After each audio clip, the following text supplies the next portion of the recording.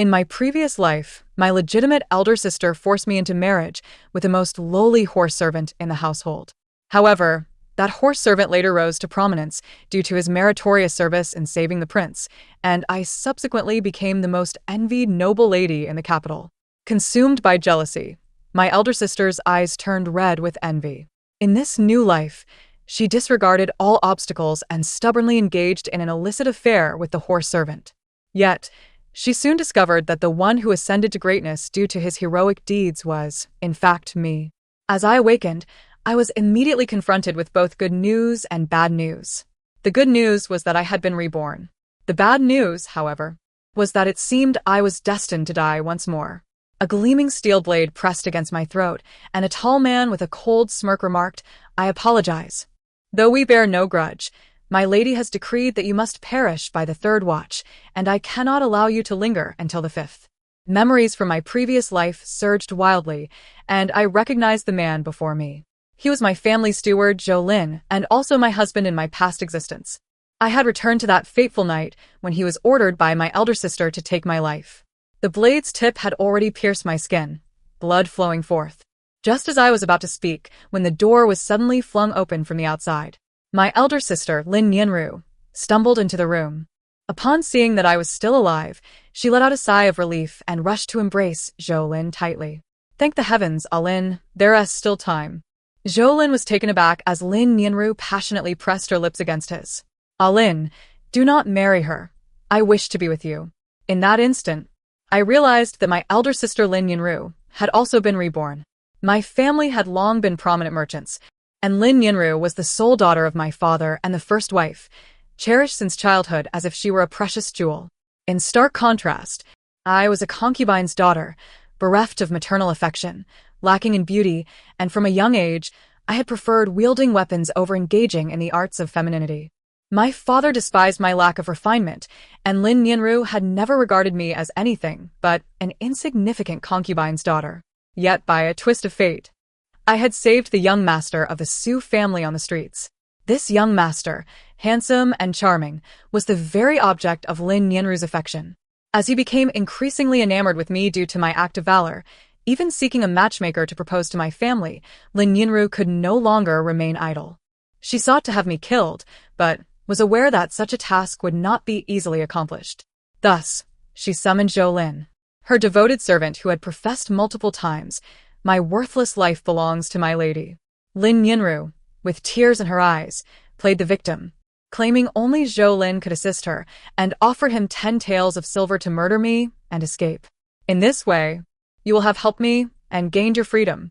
However, she did not anticipate that Jolin, who had always obeyed her, would, for reasons unknown, be enchanted that night. Not only did he spare my life, but he also married me.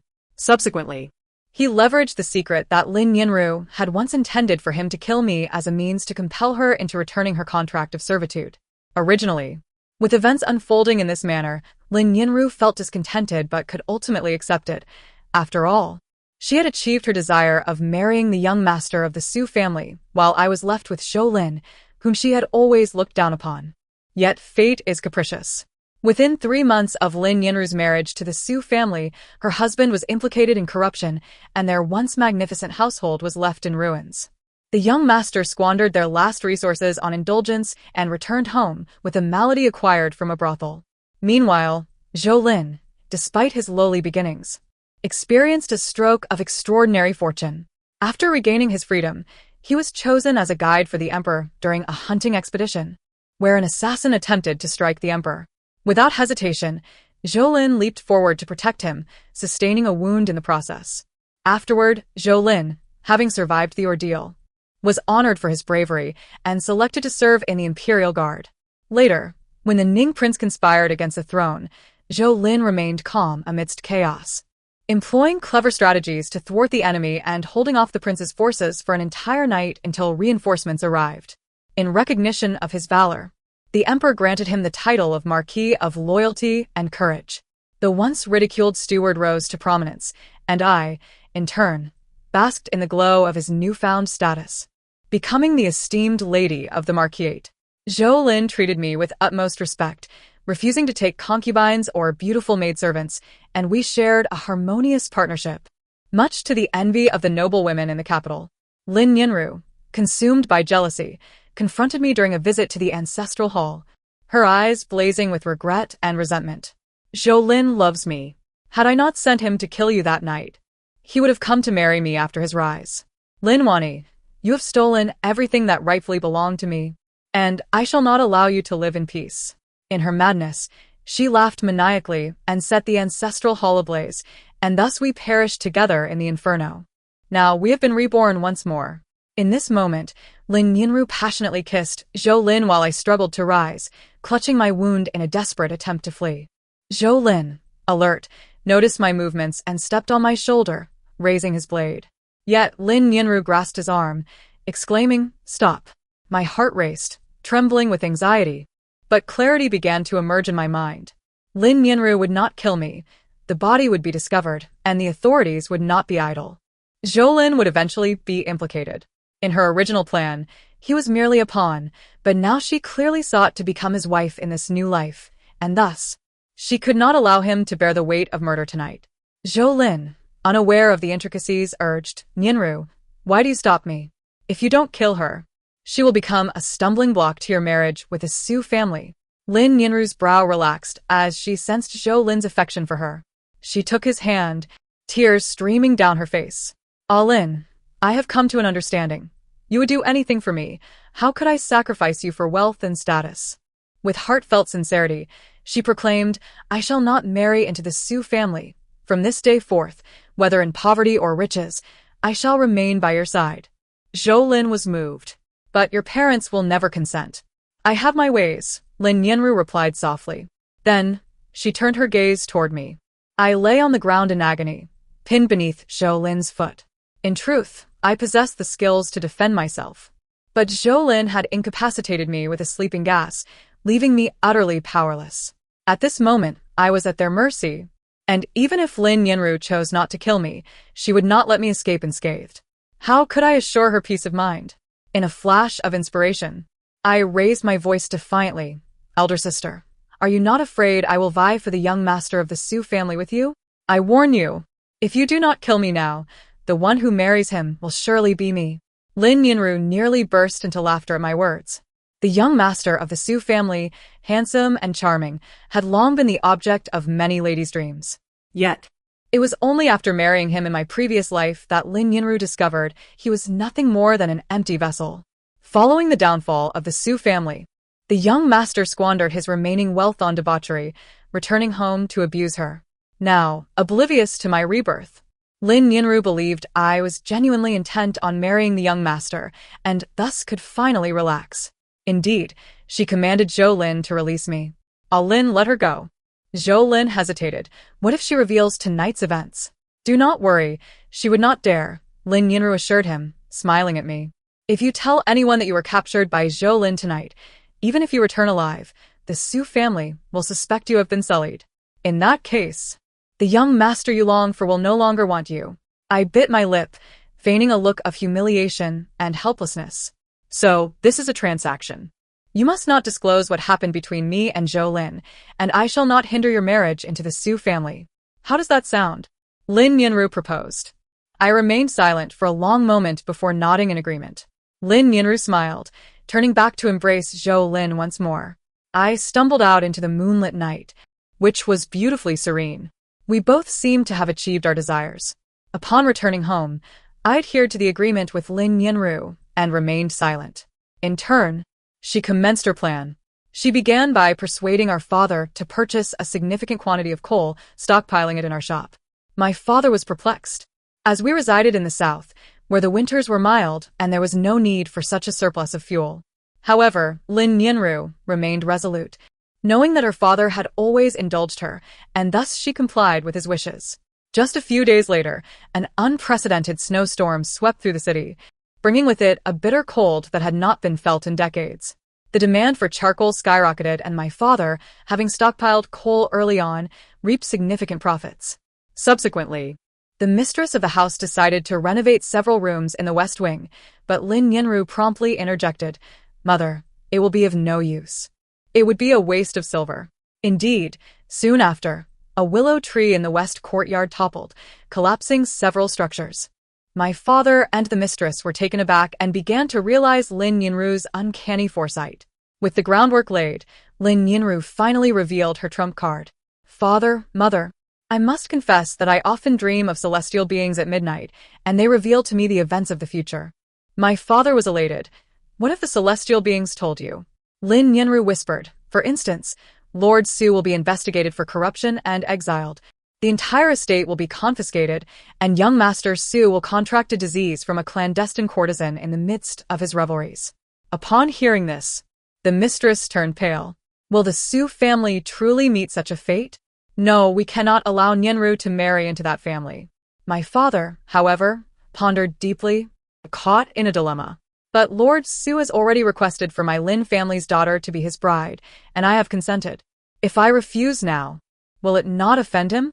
Regardless of whether the Su estate falls from grace in the future, he currently holds the lifeblood of our Lin family.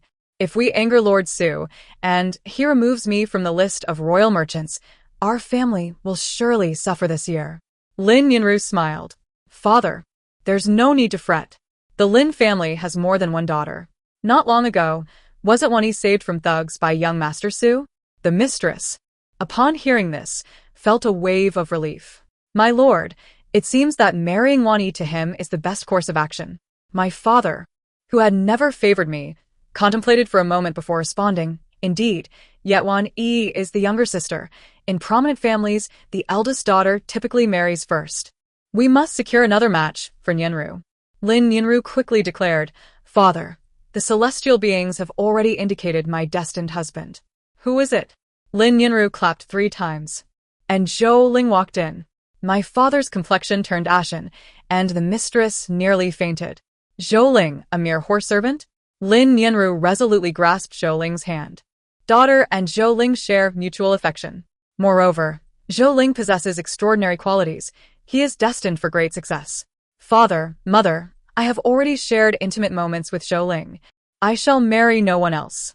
If you disapprove, I shall take my own life to make my intentions clear. One cannot deny that Lin Yinru played her cards astutely.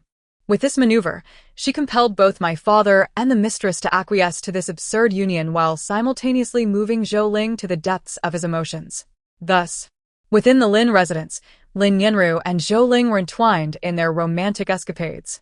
She even visited me multiple times, urging, Sister, you must strive diligently to prepare for marriage into the Su family. Each time, a malicious smile danced on her lips.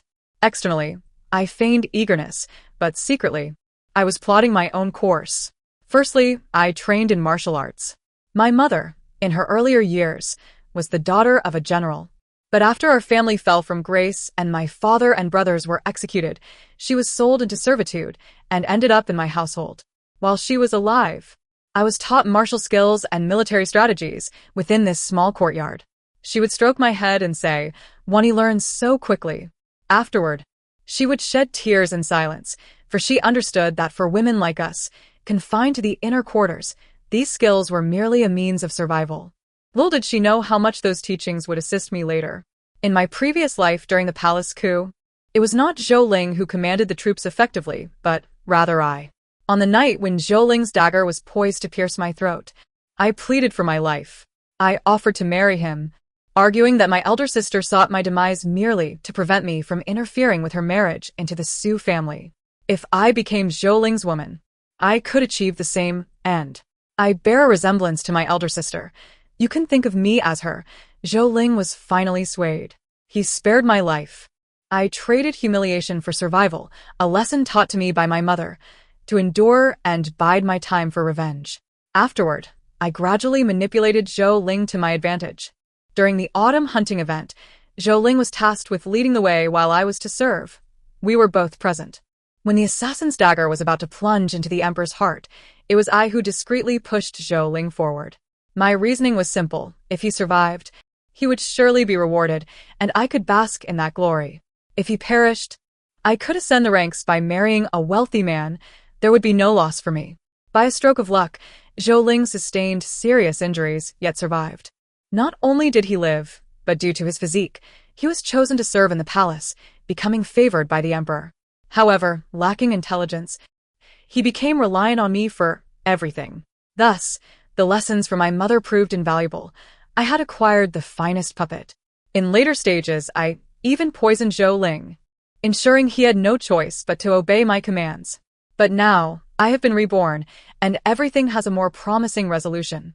In my previous life, Zhou Ling attained everything due to his merits in saving the emperor. Now, I know when the emperor will face an assassination attempt, where the assassin will emerge, and from which angle the blade will strike. So, why shouldn't I be the one to save the emperor? Beyond my clandestine martial training, I engaged in other endeavors. Rebirth is a significant boon. Aside from ensuring a better life for myself, I also aspire to help others within my capacity. For instance, prior to the sudden snowfall, I purchased coal at a low price. After the snow fell, I discreetly distributed it to impoverished families who could not afford the soaring prices of charcoal. These households included newborns and elderly individuals with limited mobility. Thanks to my rebirth, they could enjoy a warm winter. Moreover, before the great willow tree collapsed onto the west wing, I had summoned several young maidens living in those quarters to my room. They were the children of servants, orphaned and left to fend for themselves in drafty, dilapidated homes. In my previous life, the night the willow fell, their old house collapsed, ending their short and tragic lives. The next day, upon discovering their residence had been smashed, the girls were filled with dread. If Sister Wan Yi hadn't called us to her room for sweets, we would have surely perished. However, this inevitably left me with a lingering threat.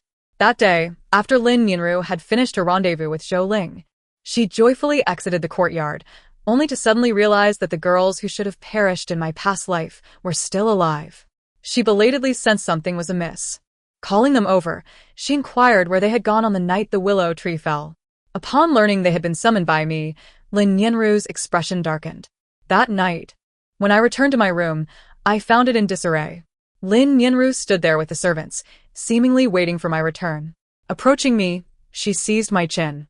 "My dear sister Wan Yi, just how long do you intend to hide this good fortune of rebirth from me?" I met her gaze, feigning innocence. "Rebirth? What rebirth?" Lin Yinru retorted fiercely. "Do not play the fool." She raised the protective gear in her hand, which she had just rummaged from my room. "This is the leather armor you meticulously stitched, intended for Zhou Ling, isn't it? As expected, your declarations of wishing to marry into the Su family are merely a ruse. Behind the scenes, you still aim to compete with me for Zhou Ling, correct?" She seized a pair of scissors and ruthlessly shredded the protective gear I had crafted. "Let me tell you, flattering Zhou Ling is futile. In my previous life, you took everything from me. This time, I will ensure you have no peace. Just wait. I shall inform father and mother immediately, forcing you to marry into the Su family at once." She leaned closer, whispering with a sinister chuckle, "Of course, as a concubine. Given your status as a bastard daughter, marrying young Master Su as his legitimate wife would be far too ambitious. When the Su family falls, you'll find yourself sold off." I outwardly expressed shock and anger at Lin Yinru, yet internally, I nearly burst into laughter. I had anticipated her response would be more formidable. It seemed her mind was still ensnared in the trivialities of rivalry over a man. The leather armor was never intended for Zhou Lin, but rather to be sold for profit. After all, in my quest to rescue the prince, I would require a substantial amount of silver in advance. Just as Lin Yinru was about to speak, a young servant rushed in with news. "Miss, young Master Zhou has requested your homemade chicken soup." Lin Yinru promptly replied, "Coming." She turned to me with a smile, saying, "Did you see? Young Master Zhou only drinks the chicken soup I make. How could you possibly compete with me?" with that, She cheerfully departed with her attendants to prepare the broth for her beloved husband. I shrugged. A dull mind truly is a terminal affliction, one that cannot be cured even with rebirth. After tidying up the room, I stepped out of the courtyard, only to be halted abruptly in a secluded spot. Startled, I whirled around to find Zhou Lin. Recently, he had been enjoying sumptuous meals and had gained a bit of weight, his face becoming rounder and more jovial. His presence irritated me, and I coldly asked, "What brings you here, brother-in-law?" Zhou Lin grinned. "I specifically lured your sister away. Shouldn't you be grateful?" To be honest, Zhou Lin's disdainful demeanor put me at ease. Now that he was being overly attentive without reason, I immediately felt wary. "What do you mean by that?" Zhou Lin approached. reaching out to touch my shoulder. Wani, do you know I had a dream? In it, you desperately pleaded with me, professing your affection, stating you wouldn't mind being Lin Yanru's substitute. My mind exploded with realization. That was the very plea I had uttered in my previous life to save myself. My greatest humiliation. However, that was not the crux of the matter. What truly alarmed me was that Zhou Lin had dreamt of events from our past life. He was aware of details regarding the rescue that Lin Yanru did not know. Should he remember everything and attempt to claim it for himself, my situation would become exceedingly precarious. Thus, I suppressed the distaste boiling within me and feigned sorrow, asking, "Is that all you dreamed about?" Zhou Lin inquired, "Why? Do you know more?" I hesitated before replying, "I too have dreamt similar dreams. In mine, I became your wife, and we moved to the crossroads in the southern part of the city." Zhou Lin frowned, his expression clouded with confusion. He murmured, "The crossroads, that dilapidated alley filled with itinerants?" Soon after, his demeanor shifted to one of relief. I understood his relief stemmed from the fact that, in this life, he had captured the heart of Miss Lin and would not suffer in such a place. Yet, little did Zhou Lin know, I too felt relieved. It seemed his dreams unfolded gradually. He had only reached the night when he aimed to kill me. As long as he remembered events later rather than sooner, the advantage would remain on my side. In fact, I could even use Zhou Lin to my advantage. After 2 lifetimes, I discerned that Zhou Lin was a thoroughly despicable individual. The hallmark of such a person is an insatiable desire for what they have never possessed. In my previous life, he was a lowly horse servant, while Lin Yanru was a radiant moon, a cherished vermilion birthmark on my heart. In this life, however, Lin Yanru abruptly transformed into an ardent pursuer, a sycophant at his beck and call. Initially, he felt flattered by her attention, but it wasn't long before he ceased to regard her with respect. Conversely, my indifference began to pique his interest. Upon realizing this, I deliberately spoke to Zhou Lin in a detached tone. "The past is behind us. In this life, I intend to marry young Master Su. You and I are destined to be apart." As I spoke, a fleeting shadow of sadness crossed my eyes before I turned to leave. Zhou Lin grasped my arm. "Wani, I have now attained an official position.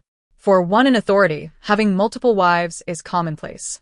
Although I had already recognized Zhou Lin as a vile person, I was once again taken aback by the depth of his depravity. Indeed, he had secured an official post, a result of Lin Yanru's outlandish decision to elevate a horse servant, utilizing countless silver coins and her father's connections to secure a position for Zhou Lin. Her intention was to provide a semblance of dignity to their current lives while facilitating Zhou Lin's future endeavors to achieve greatness in rescuing the prince. However, the reality is that when one has received too many favors from another, they may initially feel grateful, but eventually, they come to perceive themselves as extraordinary. Just like Zhou Lin at this moment, having recently gained an official title through Lin Yanru's efforts, he began to covet the lifestyle of his colleagues, who had multiple wives and numerous offspring. I had mistakenly believed he held genuine feelings for Lin Yanru. As my thoughts raced, I managed a sorrowful smile and lowered my gaze, saying, "Even if I were willing, how could my sister accept me?" After uttering this, I pretended to wipe away non-existent tears, ignoring Zhou Lin's calls as I hurriedly departed. Before long, the day arrived for my engagement, orchestrated by my parents. In the grand hall, my father and the matron sat on either side of a table, with Lin Yanru accompanying them. The scene resembled 2 judges and a scheming advisor, while I appeared as a condemned prisoner awaiting sentencing. My father spoke first. "Wani, you are no longer a child. Young Master Su has expressed interest in you due to the life-saving debt he owes. The Su family is a prominent clan, and marrying into it would be a privilege for you." The matron, who had always disdained me, quickly added, "However, your mother was a traitor, and your status is lowly. It would be inappropriate for you to be the main wife of the Su family. Being a concubine should be something for which you are eternally grateful." I replied coolly, "Does the matron not feel it beneath her dignity for a daughter of the Lin family to be a concubine?" The matron's face turned cold at my retort, and she disregarded her own dignity, stating bluntly, "You are not my flesh and blood. Our Lin family has never acknowledged you as our daughter. Even if it were said that you are a maidservant of our household, freely given to young Master Su, what could you do about it? So, the matron is determined to make me a concubine? What harm is there in that? At that moment, the door swung open, and Zhou Lin strode in, clad in official attire. If that's the case, why not allow Miss Wani to be my concubine? The matron was taken aback, as was my father. Lin Nianru swayed on her feet, nearly fainting. She pointed at Zhou Lin, struggling to find her voice. You, Zhou Lin proclaimed, wife, you see, as a 7th-rank sword-bearing guard. Most of my colleagues have multiple wives and numerous children. Yet, I have not even a warm bedmate to share with, which is quite pitiful. When colleagues inquire about my situation, they often mock me and speculate that you are jealous, which brings me shame and tarnishes your honor. Since I must take a concubine, wouldn't it be better for us sisters to unite rather than bring in a stranger from outside? Lin Nianru's face turned pale, and she struggled to catch her breath. I watched from the side, my heart filled with cold amusement. Who could she blame? She had only herself to blame for her folly. In my previous life, while I had aided Zhou Lin in ascending the ranks, I had also secretly poisoned him over time. The antidote to that slow-acting poison was solely in my possession, which made Zhou Lin wary of me, forcing him to act as my puppet. In partnerships, one must maintain a balance of power, ensuring one has leverage over the other. However, Lin Nianru was too naive. She had preserved nothing and devoted herself entirely to Zhou Lin, believing he would cherish this love once he achieved greatness. She was mistaken. Not all acts of kindness will be rewarded. In this world, there is no shortage of tales akin to that of Mr. Donghua and the wolf. News of Zhou Lin's public proposal for me to be his concubine spread rapidly. The Su family, upon hearing this, wished to avoid entanglement in such a troublesome affair and suspected I had already been involved with Zhou Lin, thus they would no longer seek to wed me. Lin Nianru was furious. She and Zhou Lin had a fierce argument, after which she angrily commanded her maid, "Scar the face of Lin Wani and throw her out of the estate." Lin Nianru's reasoning was not flawed. However, she was a step too late. I had already packed a small bundle and seized the opportunity to escape amidst the chaos. After such a significant upheaval, I would no longer remain in the Lin household. In my previous life, Zhou Lin and I had resided for a time at Shirley P, where I knew that Aunt Wang, who sold soup dumplings, was a good-hearted person. She owned several old houses, and I could rent a room there.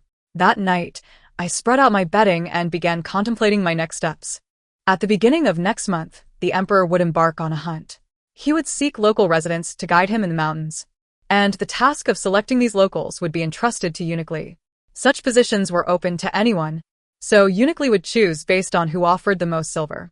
In my previous life, Zhou Lin and I had pooled together 50 taels of silver, successfully securing our opportunity. If it were me alone, I would certainly need at least 30 taels. Initially, I had saved a considerable sum of money. But that fateful day, when Lin Nianru stormed into my room with her entourage and confiscated my silver, I was left with nothing. In my haste to escape, I found myself at a loss as to how to procure funds. While seeking employment outside could yield some income, the pace would be excruciatingly slow. And with only a few days remaining until the Emperor's hunt, gathering the necessary silver seemed a daunting task.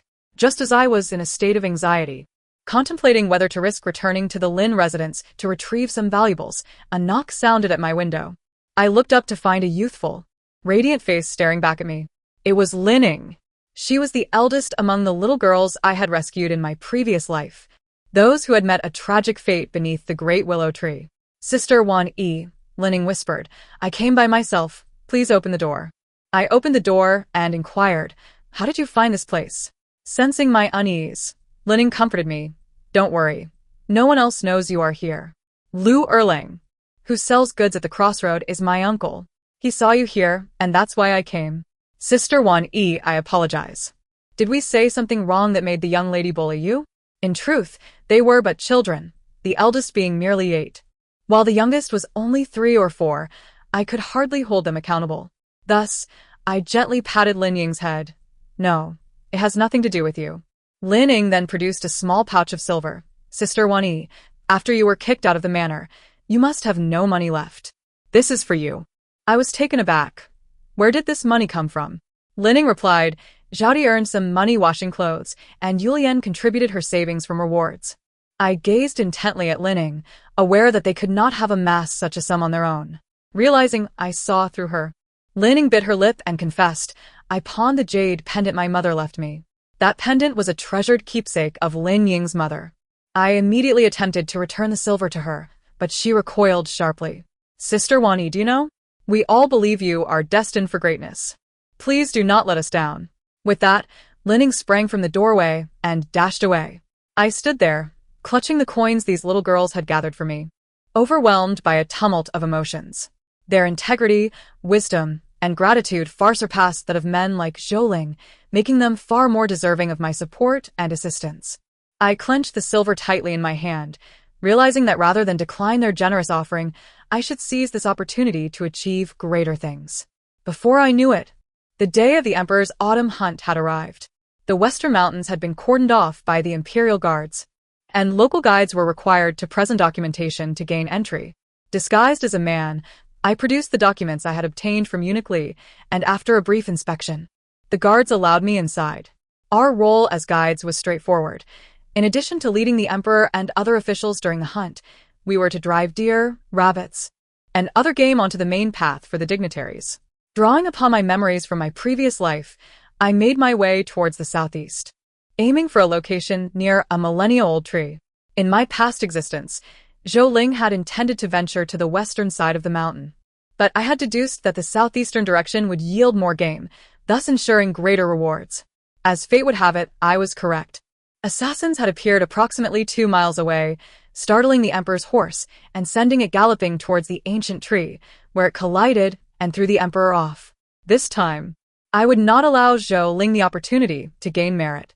However, as I plotted my next move, a familiar and vexing voice called from behind, "Wani." Turning around, I was startled to see Zhou Ling. How could this be? He should not have been here.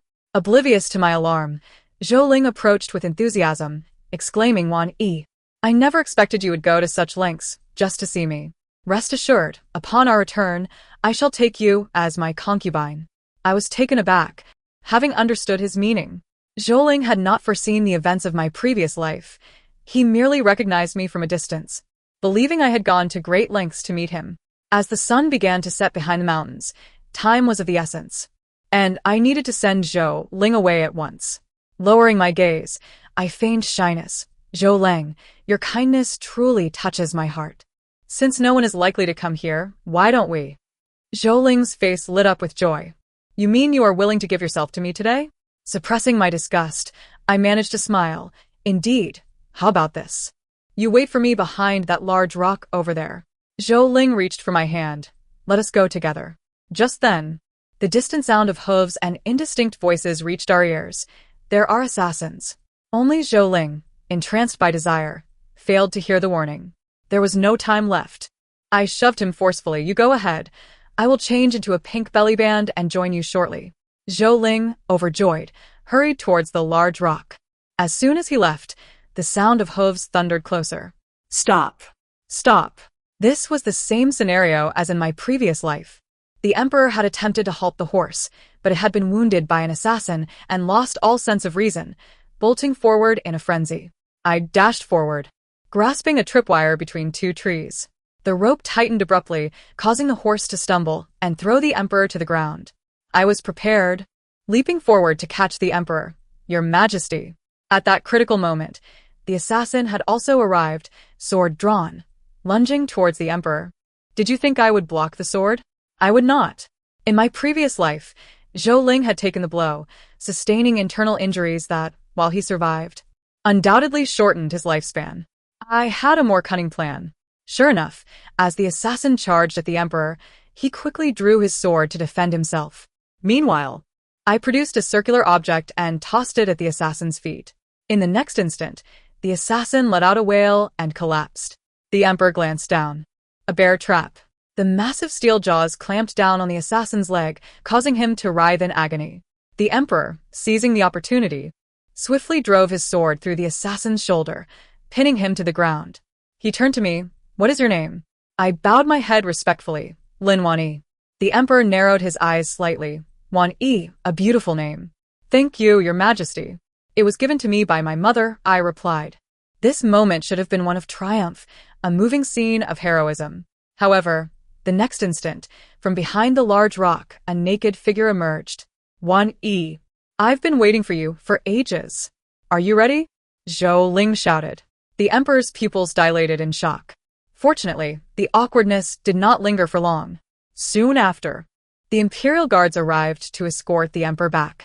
They had many pressing matters to attend to, such as tending to the emperor's injuries and interrogating the assassin. Eunuch Li was tasked with escorting me back to the manor, reassuring me that once the emperor had dealt with the remaining affairs, he would bestow rewards upon me. I was not concerned. As in my previous life, Zhou Ling had also waited several days before receiving the emperor's decree of commendation. Eunuch Li returned me to the Lin residence, and Zhou Ling, too, made his way back there. He was awkwardly flustered. Thankfully, the emperor, having narrowly escaped disaster, was in good spirits and chose not to dwell on the matter. Zhou Ling, feeling embarrassed, accompanied me to the gate of the manor. Eunuch Li remarked, "Until the imperial decree is issued, it is best not to alarm too many people. We shall not accompany you into the manor." With that, he bowed and took his leave. At the gate, only Zhou Ling and I remained. Zhou Ling, now aware of my role in saving the emperor, spoke to me nervously. Before he could finish, someone rushed out from inside the manor. Lin Yanru, in a state of excitement, embraced Zhou Ling, exclaiming, "My lord, you have finally returned. It was Eunuch Li who escorted you back, wasn't it? You have truly risen to greatness." Lin Yanru clung to Zhou Ling, laughing and calling out, while he stood there, visibly embarrassed, wanting to deny her claims but unable to voice it in the present situation. Upon turning her head, Lin Yanru finally noticed me. "Why on earth are you here, you wretched woman? Surely you aren't harboring thoughts of becoming a concubine now that Zhou Lin seems poised for a rise in status." Zhou Lin, visibly embarrassed, attempted to pull Lin Yanru back. Please don't speak to Ani like that." After all, Zhou Lin was aware of the significant contributions I had made, and he dared not provoke me. However, Lin Yanru misinterpreted his intentions. "Are you defending her?" With that exclamation, Zhou Lin fell silent, recognizing that the matter of the assassin could not be disclosed at this time. He could not explain to Lin Yanru. His face flushed with urgency. Lin Yanru began to weep. "Zhou Lang, you know how I have treated you. If you were to abandon me, your humble wife, upon your promotion, what would others say of you?" Her tears drew the attention of passers-by, who began to gawk at the unfolding drama. As the crowd grew, Lin Yanru, disregarding her status as a lady, was intent on binding her fate to Zhou Lin, who was on the brink of success. She nestled against his shoulder and proclaimed loudly, "Zhou Lang, I want you to declare that I am the only one in your heart." Zhou Lin swallowed hard. "In my heart, there is only you. You will never forsake me after your promotion." Yes, I will never forsake you." Zhou Lin, anxious to quiet Lin Yanru, hastily agreed, even though he had no expectation of promotion. "Did you hear that?" Lin Yanru turned to me, her face glowing with triumph. "Zhou Lang and I share a deep bond. You shall never interfere." Zhou Lin was overcome with goosebumps, wanting to dissuade Lin Yanru but fearing further misunderstanding, caught in a dire predicament. I watched the spectacle with a smile, nearly ready to enjoy some sunflower seeds. "How about this, elder sister?" I proposed, "since you so despise me, could we formalize a document severing our ties? From this point onward, my life or death shall have no connection with the Lin family." This suited Lin Yanru's intentions perfectly. Ignoring Zhou Lin's desperate attempts to intervene, she established the document before the assembled crowd. Henceforth, I would be known simply as Yun Wanyi, no longer Lin Wanyi. I was quite content, as Yun was my mother's surname. A few days later, Lord Li finally returned to the Lin residence. Lin Yanru was beside herself with excitement, dragging her parents and Zhou Lin out to greet him. "Lord Li, is it true that the emperor has bestowed rewards?" Lord Li nodded. Lin Yanru's elation knew no bounds, practically beside herself with joy. The group knelt as they listened to Lord Li declare, by the emperor's decree, Zhou Lin, on duty at Xishan, has been rewarded with 20 taels of silver for his loyalty. Lin Yanru's smile froze on her face. She whispered, "Is that all?" Lord Li furrowed his brow. "Madam, the emperor has graciously granted each person on duty at Xishan 20 taels of silver. What more do you desire?" He was aware of Zhou Lin's indiscretions that day. The emperor had chosen not to punish him, instead rewarding all present for their survival. Lord Li, busy with other rewards, grew impatient and departed. Lin Yanru attempted to pursue him. "My husband saved. Zhou Lin finally grasped Lin Yinru, compelled to lower his head and admit. It was Wan Yi who saved the emperor. Lin Yinru's eyes widened in disbelief. How can that be? Zhou Lin replied, It is true. I have gradually recalled events from my past life. In fact, it was Wan Yi who pushed me forward. Lin Yinru collapsed to the ground. And what happened afterward? How did you protect the emperor during the palace coup? Zhou Lin, feeling the weight of the revelation, confessed, I have yet to dream of that. But given the circumstances, it must have been Wan Yi who guided me. I am merely her puppet. Lin Yinru fainted. I learned of these happenings at the Lin residence only later from Lin Ying and the others. At this moment, I was already seated within the palace. The emperor sat high upon his dragon throne, raising his hand to signal, and the attendants presented me with the waist badge, sword, and official robes of the Hall of Guards. I owe my safe escape to Yin Qing, the emperor proclaimed. I knelt in gratitude. I merely acted on chance. That day, I prepared the snares to catch wild deer and goats, and the traps were intended for bears. I never anticipated their unexpected utility. The emperor replied nonchalantly, Yin Qing, there is no need for such modesty. Even if the equipment was fortuitous, your composure at that moment displayed the demeanor of a great commander. Thus, the emperor appointed me as the captain of the Hall of Guards, a position far superior to that held by Zhou Lin in my previous life. Unless unforeseen events occurred, should the palace coup take place, I could replicate the path of my past life by successfully rescuing the emperor. However, I did not expect that merely a month after my appointment, Lin Yinru would enter the palace. Lin Yinru had come to accuse me. She claimed that Lin Wan Yi, the captain of the Hall of Guards, had committed grave offenses. Consequently, the emperor summoned her personally. At that moment, she knelt before him, making her accusations. Your Majesty, while I am Lin Wan Yi's sister, I am also your loyal subject, compelled to act against kin and expose Lin Wan Yi's treason. Lin Wan Yi is indeed a woman yet masqueraded as a man to serve in the Hall of Guards, which is a violation of propriety. To prevent her from repeating such an error, I must inform your Majesty. Lin Yinru wept, appearing pitiful.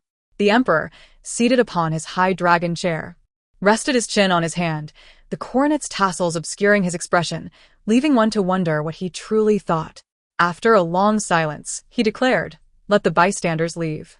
The chief eunuch, perceptive to the situation, promptly ushered out all the attendants, leaving only the emperor, Lin Yinru, and me in the hall. The emperor rose and approached Lin Yinru, lifting her chin. Her almond-shaped eyes glistened with tears, her makeup exquisite. The emperor chuckled softly. You have gone to great lengths to adorn yourself. Lin Yinru, having her thoughts laid bare, couldn't help but flush. I observed from the side, fully aware of the implications. In the emperor's harem were several widows of high-ranking officials, leading to speculation about his potential preference for married women. Indeed, the emperor inquired, Where is your husband? Lin Yinru hastily replied, My husband is Zhou Lin, a 7th-rank guard, who recently succumbed to a sudden illness. A realization dawned upon me. Lin Yinru understood that her efforts had been in vain, akin to swallowing a fly, as Zhou Lin had been poisoned by her. Now, her entrance into the palace was a gamble for the emperor's favor. Lin Yinru had always held confidence in her beauty, from childhood. Any man who beheld her true form could not remain unmoved. The emperor smiled. Indeed, you are beautiful. So, my dear, how would you have me deal with Yin Qing? Lin Yinru, elated by the emperor's praise, quickly replied, Though I may be foolish, I am aware of the ancestral rules prohibiting women from serving in official capacities. If this matter is not severely punished, it would surely invite public ridicule. Therefore, I believe the emperor should decree a death by hanging. The emperor laughed heartily. Excellent, indeed. Grant her the death sentence. He clapped his hands, signaling a trusted maid to enter with a length of white silk. The emperor coldly instructed, Take her away. Lin Yinru was taken aback, realizing he pointed at her. Your Majesty, surely you jest, she protested. The emperor smiled faintly. It cannot be helped. Yun Qing is a talent I can scarce find. Lin Yinru was stunned. She began to wail, But your Majesty, she is a woman. The ancestors have decreed that women cannot serve in court. The emperor approached Lin Yinru, whispering, The ancestors also stated that women cannot ascend to the throne. Although Lin Yinru continued to cry out, she gradually began to comprehend, her eyes widening in fear. The emperor chuckled, the coronet's tassels casting shadows over his face, concealing his true intentions. Indeed, this was the final secret I learned during the coup in my previous life. The current emperor was not the fifth prince of the late emperor, but rather the fifth princess. This realization allowed me to understand that in this life, I need not rely on any man to serve in the court. Lin Yanru believed she had seized my weakness, unaware that I had left such a significant flaw exposed precisely because I knew it could not ensnare me. Lin Yanru was dragged away by the palace maids. She has uncovered the empire's greatest secret. The emperor could not possibly allow her to live. The emperor returned to the dragon throne. She spoke with an air of indifference. Do you find me ruthless? I bowed and replied, not ruthless, but rather the machinations of a sovereign. A smile graced her lips. Yinqing, with such formidable martial prowess, you also possess a silver tongue. Surely, you must have known I was a woman all along? I shook my head. No, your majesty, it is only now that I have come to realize. The emperor, being inherently suspicious. I did not wish to reveal that I was reborn. Such knowledge might incite her wariness towards me. Yet she interrupted my thoughts, saying calmly, do not feign ignorance. I am quite pleased that it is you who has appeared in this lifetime, rather than Jolin. I was taken aback, my body trembling at the weight of her words. The emperor, too, had been reborn. Do not mention it. Although I survived the palace coup orchestrated by the Ning prince, I was poisoned by a eunuch, a remnant of the Ning lineage, causing my sudden demise mere months later. She continued, in this new life, I aspire to rectify the mistakes of my past and restore the empire. Thus, I must retain the talents from my former existence by my side. Are you aware of who the consort Shu, consort Li, and Lu Jiaoyi are? These were the women the emperor deemed as good wives. Consort Shu is the wife of the current top scholar. Her husband has garnered acclaim for his policies. Yet the true mastermind is Consort Shu herself. Consort Li's husband is the Vice Minister of Rights, but it is Consort Li who manages the department's affairs. As for Lu Jiaoyi, she is the concubine of the famed detective known as the Jade-Faced God of Capture, yet he relies entirely on her for his cases, rendering him merely a decorative figure. I understood. These women were indeed exceptionally talented. The emperor's so-called ideal wives were, in fact, a means to cultivate a small court around her. And I have long known that it was you who stood behind Jolin. The emperor approached me directly. The assassination attempt at Shishan was a ruse on my part, as that assassin was dispatched by the Ning prince. I needed to lull him into complacency. However, I am delighted that in this lifetime, you have come before me in person. Tears welled in her eyes. I knelt, exclaiming, Your Majesty's grace is overwhelming. The emperor sighed. Alas, societal prejudices, even I cannot defy. As a prince, when I ascend the throne and take wives, the courtiers may only offer mild counsel, which does not threaten the foundation. Yet if I were a princess, no matter how brilliant my strategies, I would ultimately be relegated to choosing a consort. I lifted my gaze and said, Indeed, societal prejudices are difficult to alter, but not impossible. Since our generation cannot affect change, I humbly beseech your majesty to begin with the next. The emperor raised her head, gazing out at the vast landscape. After a long pause, she declared, Well said. In the 8th year of Qianyuan, I was appointed as the commander of the Imperial Guards, overseeing the palace's elite forces. In the 9th year, the emperor vindicated my mother's family, the Yun clan.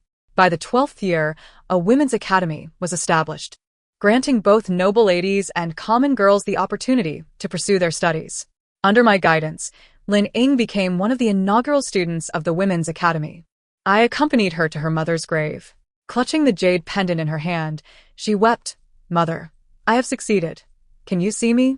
That pendant was a relic of Lin Ying's mother, which she had once pawned to gather silver for me. Now, I had redeemed it and returned it to Lin Ying. She placed the pendant at her mother's grave. A gentle breeze stirred, and the mountain flowers bloomed vibrantly. A generation has passed, and the next is stepping towards new hopes. The end. Thank you for listening. Until we meet again in the next tale.